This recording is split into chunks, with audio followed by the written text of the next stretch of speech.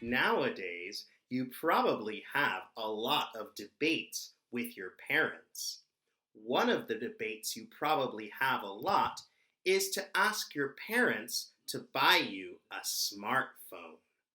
You probably say a lot of positive things about owning a smartphone.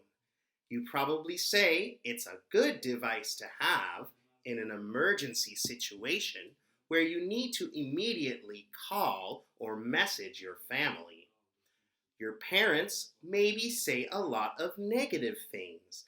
They might say having easy access to social media on a smartphone means you will probably spend more time talking with your friends than doing your homework. To win this debate, you really have to think about both the positive and negative aspects of having a smartphone. You can also have this kind of debate in writing. You can create an organized and formal piece of writing called an essay to express the positives and negatives of an idea, as well as your own opinion about that idea. Today, we're going to talk about how to organize and write an essay. The first thing you have to do is to plan and organize what you're going to write. The best way to do this is think of some ideas and write them in your textbook or in your notebook. First, you should think of some ideas about the positive and negative aspects of having a mobile phone.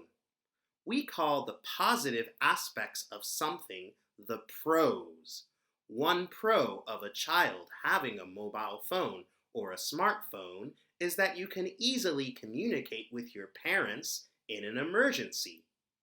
You also have to think of the negative aspects or cons of children having mobile phones. An example of a con is that mobile phones are a waste of time, or they are a distraction from doing your homework.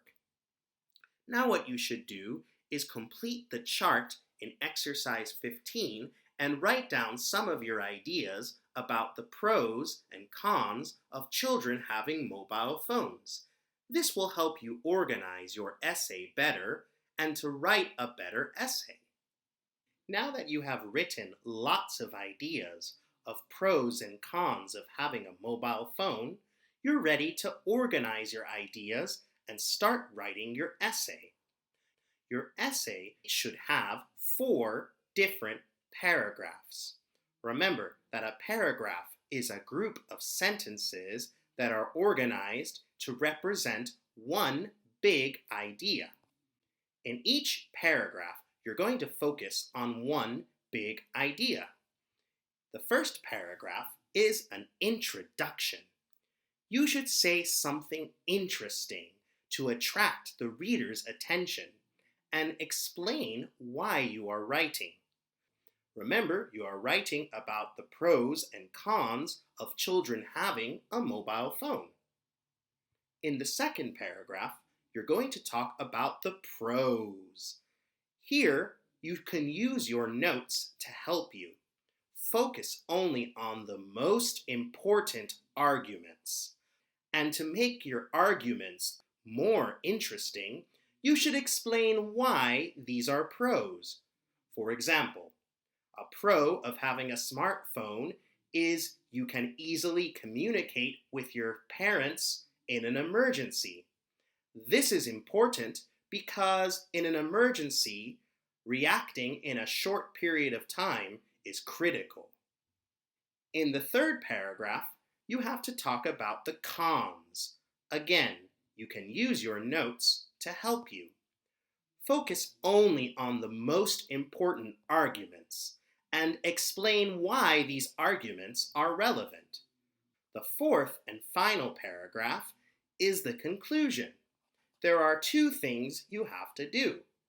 First, you have to very briefly and quickly restate the main ideas of your essay. To do this, you can just give an example of one of your pros and give an example of one of your cons to remind the reader what is important. Finally, you have to give your own opinion about the topic. And that's it. That's your essay. I'm sorry, I forgot to tell you. There's one more thing we have to talk about before you can write your essay. And it's really important because it will help you to write better sentences in your essay. Did you know there's something similar to a bookmark in an essay? It's really great because it can tell your reader where they are in your essay and what they're going to read about next. We call them sentence starters because they start the sentence. For example, we can use sentence starters to organize the arguments or main points we're going to make in a paragraph. Here are some common ones.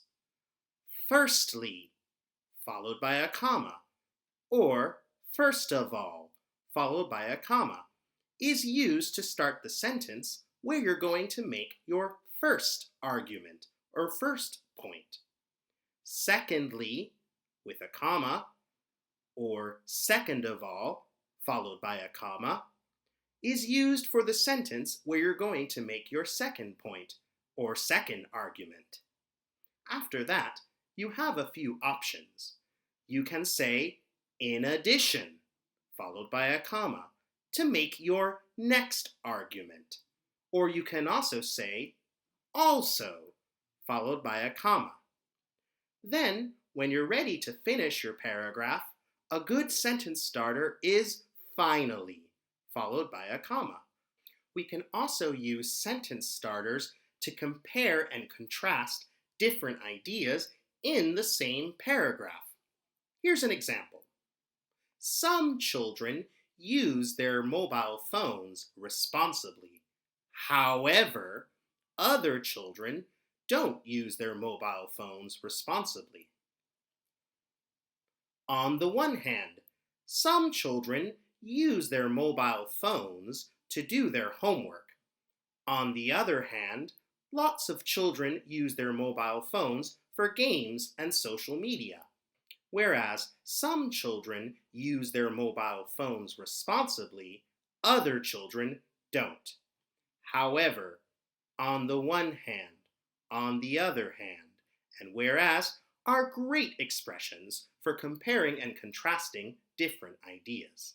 Finally, let's talk about some sentence starters that we can use in our final paragraph, where we have to make our conclusion.